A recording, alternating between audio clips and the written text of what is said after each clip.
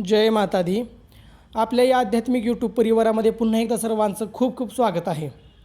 आता ज्यांना मोरगावच्या मयुरेश्वरांचं किंवा त्याचबरोबर जे सिद्धटेकमधले जे सिद्धिविनायक आहेत त्यांचं दर्शन घ्यायचं आहे आणि जे लांबून येणार आहेत त्यांच्यासाठी हा संदेश आहे की सध्या काय झालं आहे प्रॉब्लेम, तिथे पुरातत्व विभागामार्फत 10 मे 2026पासून दोन्ही मंदिरं बंद करण्यात आलेली आहेत. कारण त्या मंदिरामध्ये वेगवेगळ्या प्रकारची कामं चालू आहेत.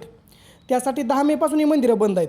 आणि काय होतं आहे, लांबून जे भक्त येत आहेत ते येत आहेत आणि बाहेरूनच त्यांना माहिती या गोष्टी नसल्यामुळं बाहेरून दर्शन करून जातात, त्यांचा हिरमोड होतो आहे.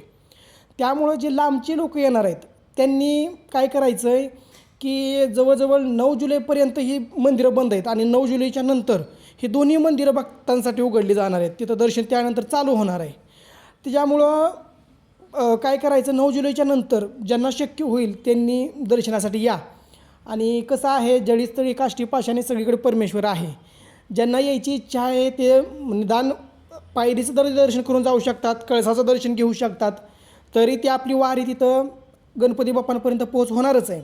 परंतु काय होतं आहे, ज्यांनी प्लॅनिंग करून लांबून येत आहेत, ज्यांना ह्या गोष्टी माहीत नाहीत त्यांचा हिरमळ होतो आहे की गणपती बाप्पाचं दर्शन साक्षात आपल्याला घेता आलं नाही. कारण अशी ऐकलं, थोडं बोलणं सुद्धा झालं मगाशी काही भक्तांबरोबर.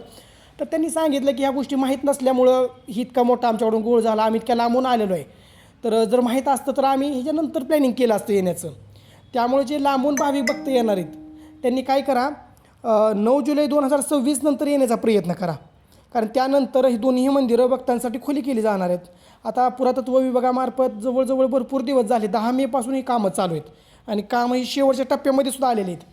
त्यामुळं त्यानंतर तुम्ही या सगळीजण जे लांबून येणार आहेत किंवा ज्यांना प्लॅनिंग करणार आहे अष्टविनायकाचं ह्याचं, तर त्यानुसार प्लॅनिंग करून येण्याची तयारी ठेवा. जय माता दी.